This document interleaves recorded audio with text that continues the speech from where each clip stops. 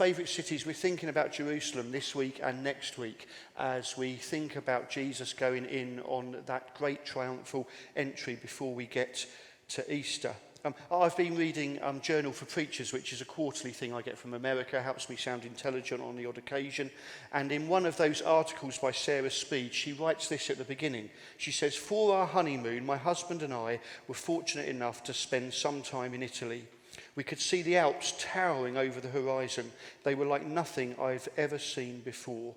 While there, I learned an amazing piece of history regarding those mountains. In 1848, construction began on a railroad path through a portion of the Alps called the Semmering.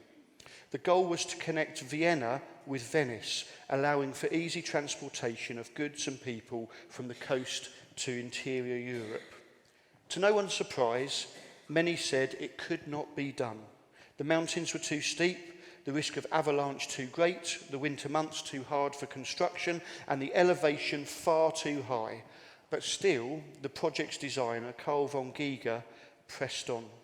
After 7 years of construction, the Semmering rail line consisted of 14 tunnels, 16 viaducts, 100 stone arches, and 11 bridges. It had been worked on by 20,000 construction workers and been the cause of 700 casualties, including Carl himself. But finally, the project, once deemed impossible, was complete. Europe had their first train tracking across the Alps. I can only imagine, she says, the celebrations that ensued when the workers laid that final brick. While the construction of this daunting project is more than impressive, the thing that amazed her the most about the Semmering is the fact that when the Semmering rail pass was built, there was not a train in existence capable of making the trip. At that time, Carl von Giger built the track. No trains could handle the steep elevation or the sharp turns through the mountains. 4 different locomotives were tried and all 4 failed, forcing train companies to build and design a new train with the strict goal of surviving that mountain pass. Those 20,000 workers from Austria, Italy and Germany came together day after day after day in miserable conditions to build a track for a train that did not yet exist. Which can only mean that those construction workers truly believed deep in their bones that someday a train would come. The people of Israel are awaiting their Messiah, their chosen one, their king, under the oppression of the Romans. Is there a Messiah? Is there a train that can get up this steep elevation of oppression with the Romans and bring us freedom? Matthew 21. As they approached Jerusalem and came to Bethpage on the Mount of Olives, Jesus sent 2 disciples, saying to them, "Go to the village ahead of you, and at once you will find a donkey tied there with her colt by her. Untie them and bring them to me. If anyone says anything to you, say that the Lord needs them, and he will send them right away." This took place to fulfill what was spoken through the prophet. "Say to daughter Zion, see, your king comes to you, gentle and riding on a donkey, and on a colt, the foal of a donkey." The disciples went and did as Jesus had instructed them. They brought the donkey and the colt and placed their cloaks on them for Jesus to sit on. A very large crowd spread their cloaks on the road, and while others cut branches from trees and spread them on the road. The crowds that went ahead of him and those that followed shouted, "Hosanna to the Son of David. Blessed," that literally means in Greek, to speak well of someone, "is he who comes in the name of the Lord." Hosanna, it means saved. Literally, it means save us now, or please, we beg you. It's the same root word as the names Hosea, Joshua, and Jesus. It's not a polite Hosanna. Do you remember that song? Hosanna, Hosanna. Do you remember that one? Yeah, it's all very light and fluffy, wasn't it, in the 80s? And I'm not mocking it, but that's not the root of this word. It's save us, it's Hosanna. For crying out loud, we need you. Our back is against the wall. And if you don't come in and save us, we are royally stuffed. That's another technical word. In the highest heaven. When Jesus entered, the Greek word there is arise. looking forward to his rising from the dead just a few days later. When Jesus entered Jerusalem, the whole city was stirred and asked, "Who is this?" The crowds answered, "This is Jesus, the prophet from Nazareth in Galilee."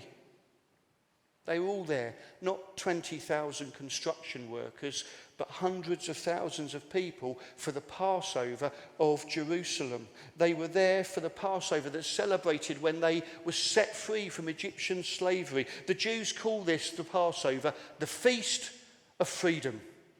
It's the time when we were set free. And this is Jesus' city that he's coming back to. This is Jesus' favourite city. This isn't Rome or London or Amsterdam or Edinburgh. This is Jerusalem. And the population was about 40,000 usually, the size of Tonbridge. Not that impressive, on a hill like that, all awkward. And then at Passover, the crowd swelled to 200 to 300,000 was a modest number that would be counted.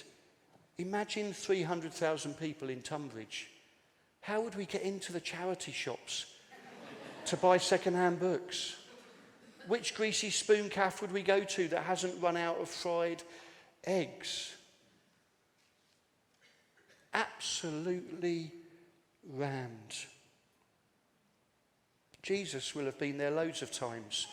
Many people think he probably worked there with his father Joseph as a carpenter. Actually, a tradesperson is a more accurate translation of carpenter in the Greek. And there was nowhere really to work where they lived, so they would travel into the city and work there. Jesus, from a child in Jerusalem, seeing construction going up and then going in there for the festivals, as all male Jews had to, every single year, 3 times, for the 3 big festivals. Jesus knew this city back to front. It was his city. And many of the people knew him. The end of the passage says, when Jesus entered, the whole city was stirred and asked, "Who is this?" And the crowd answered, "This is Jesus, the prophet of Nazareth in Galilee."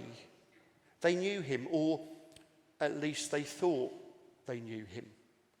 They got him in their box so that they could control who he was. Aren't you glad that we never do that with God? That we never put God in a constricted, tight box that he fits our image from our upbringing, our theology, our understanding of Scripture. Aren't you glad that we let God just creep out the cracks of that box and reveal the mystery of who God is, that is far greater and bigger than us? Or maybe we're like the crowd sometimes and we get a bit familiar and cozy with God, because then we can control God, can't we? Because God has to work in the ways that we want God to work in. Jerusalem was conquered by the Babylonians in 586 BC, and the city and the temple had been completely destroyed. And then it was slowly rebuilt when the people were allowed back in after 50 years. Imagine the hordes from Maidstone coming and razing all of our charity shops to the ground and saying that we had to go and live in Maidstone for 50 years. So that means that most of us in here now would never come back to Tonbridge. We would die in Maidstone. We would think back to that castle and the River Medway before it was drained, and we realised it's not the River Medway, it's the river with all of those just trolleys in. It's the River Trolley. Did you see them? It's unbelievable. And then we hope that our kids will get to go back to Tonbridge, if we have kids, or our nieces or nephews. And that generation passes by as well. And we hope that maybe our grandchildren or our great nieces and nephews, that they go back as our bones grow rickety and our backs grow bent and our eyesight dims and our memory fades. And we wonder if there was actually a castle in Tonbridge at any time. And then we breathe our last and we never go back. But our grandkids and the future generations do, with limited history of what Jerusalem meant. And they rebuild the temple, still oppressed. And then in 164 BC, they say to the oppressive powers, "Stuff you. We want freedom."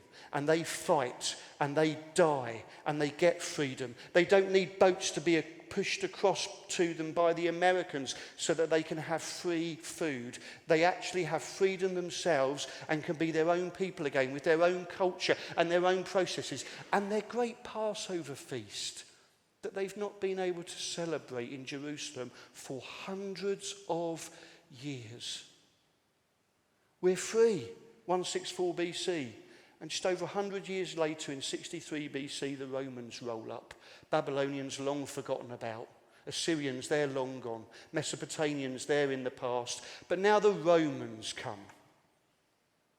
And they put us in our place. And they rule with power. We're going to spend 2 weeks in this story because all of the Gospels tell it from a different angle. The Jewish theologian Amy Jill Levine says, no one gospel tells the entire story. No one gospel could. But each can give us different messages and different images, and each should be savoured. And one thing that grabs me here is that in this triumphal entry from Matthew, there's 2 animals.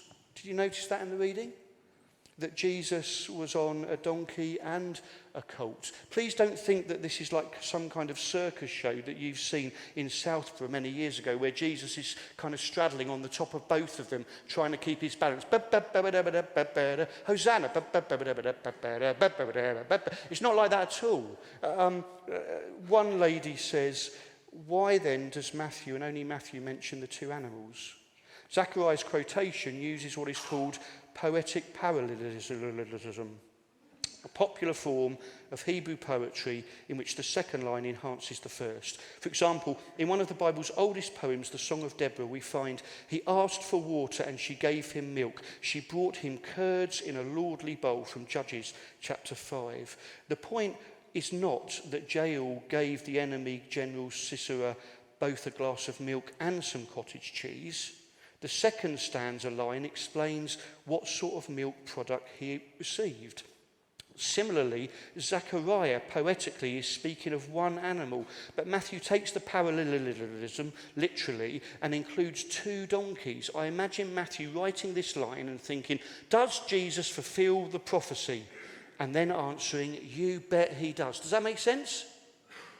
Yeah, if not, grab me afterwards. But basically he's saying a donkey and a colt, and he's underlying the point. And so they travel from Bethpage to Jerusalem, about 2 miles. Have you ever been on a donkey for 2 miles?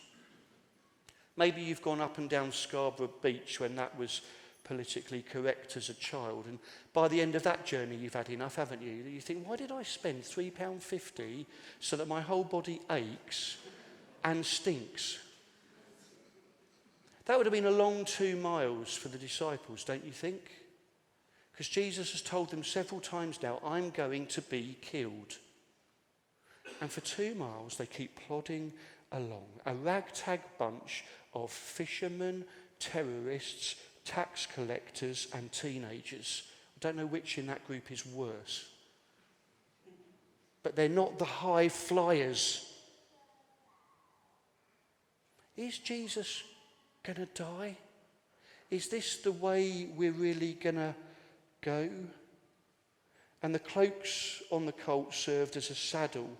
Could have been seen as a makeshift throne for Jesus. When Jehu was made king of Israel in 2 Kings chapter 9, they anointed him and they put cloaks on a seat for him to sit on. There's an echo here of Jesus is this king. And the colt receives a red carpet treatment. Its hooves never touch the earth as it gets to Jerusalem. Don't touch the stones. They're just hooves on the cloaks and on the branches as it takes the king into Jerusalem. And the crowds gather around him. Martin Luther King Jr., who is one of the people we're looking at who took risks for Jesus, as Jesus took risks for us, and as we take risks in our own way in the world that we live. Martin Luther King once got all of the men, as they marched, to just have a sign on them that said, I am a man. This was in an era in the 50s and 60s in America where there was still a whiff of that teaching from slave times that said, actually, black men and women are only 3/5 human. They haven't quite got a complete soul. So we can treat them as white people as we see fit. What a load of rubbish sometimes is stripped out of the Bible and taught in the name of profit and power and corruption. And so Martin Luther King said to these men, just walk along with the signs. I am a man. A prophetic action. As Eugene Bull Connor in Birmingham waits as the chief of police with his whips and his beating sticks that have barbed wire around them and hoses that from 30 metres could tear the bark off of the tree. And they let them rip on these people. As Jesus and his group march in, they had the women and the children around the edge, saying to the police, will you beat these people? Women that can barely walk, children that can't read nor write. And people at home in America were watching the news at this point on Selma Bridge, and they were seeing the news about the war in Vietnam. And all of a sudden it split, and it went straight to Selma Bridge, where these people were being beaten with clubs and hoses and water hydrants by the police. And America changed. It can happen over there. That's fine. But not here. Two powers collide. One of brutality and force, and one of peace and prophetic provocation. Pilate enters the city for this triumphal entry.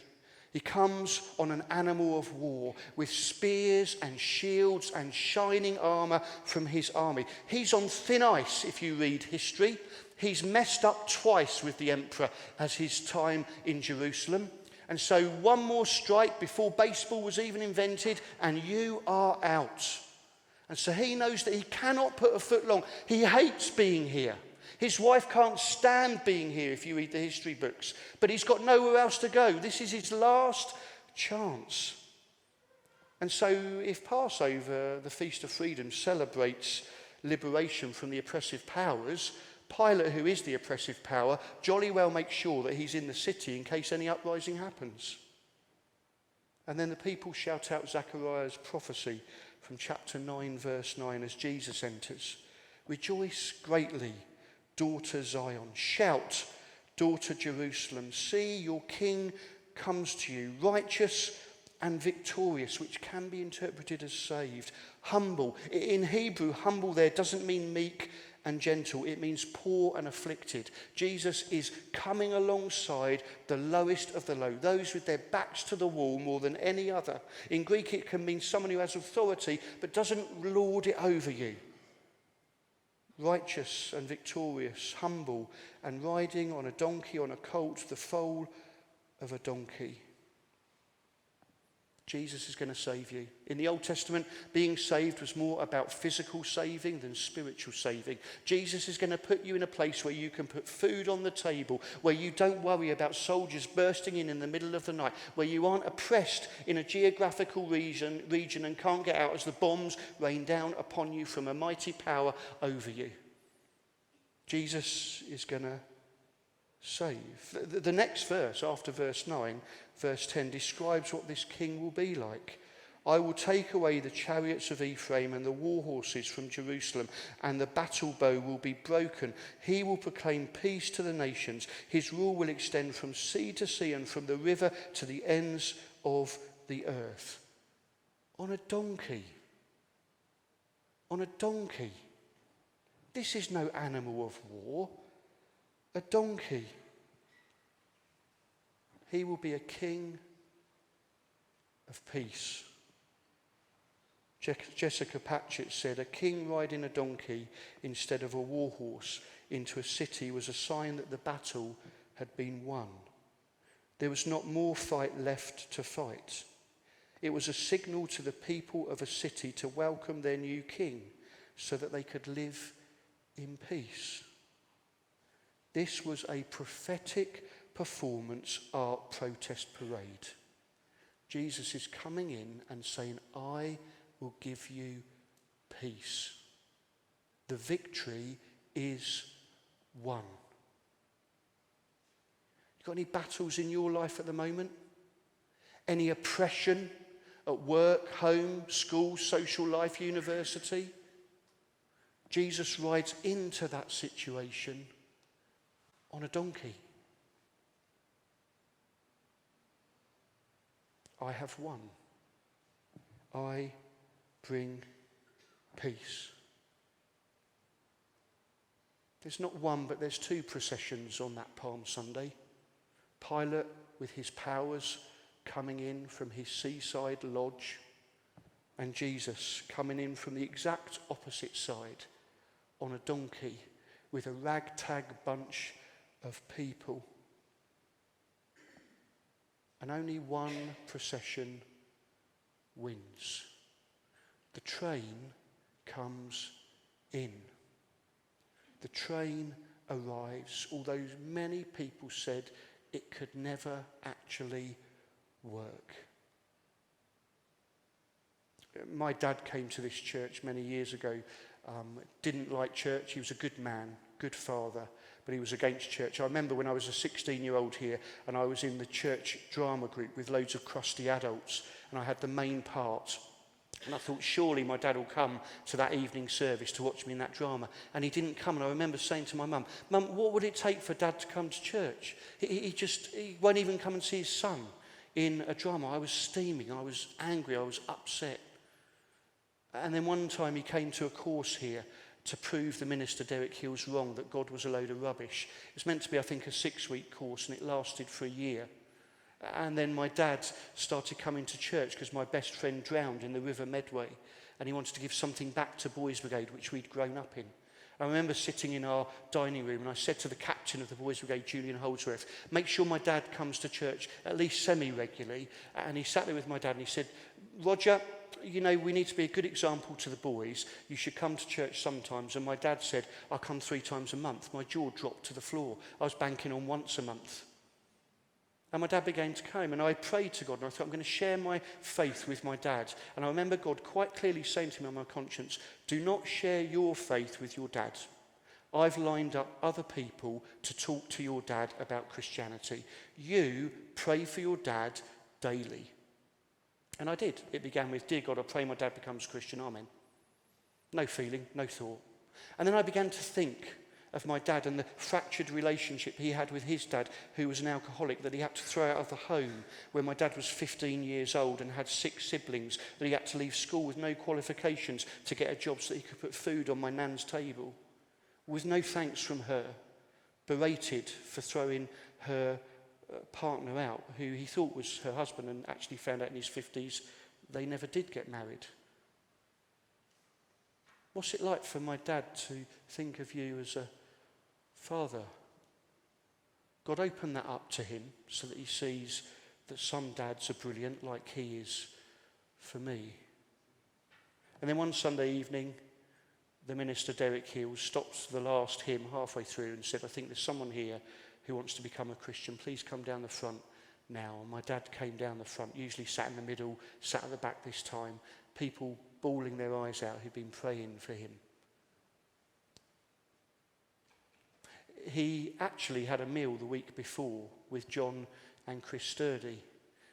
And John Sturdy was exactly the type of bloke that my dad was. Rough around the edges. Handsome. And a good bloke. And John said something theologically incorrect to my dad. He said, Roger, Jesus has pulled into your train station of your life and he wants you to get on the train. And if you don't, the train's going to pull away soon. So you need to get on. The thing that I think is wrong there, and you might not have said this, John, is that the train of Jesus never pulls away. He's always in the station waiting for us. There's no whistleblower saying, time to go.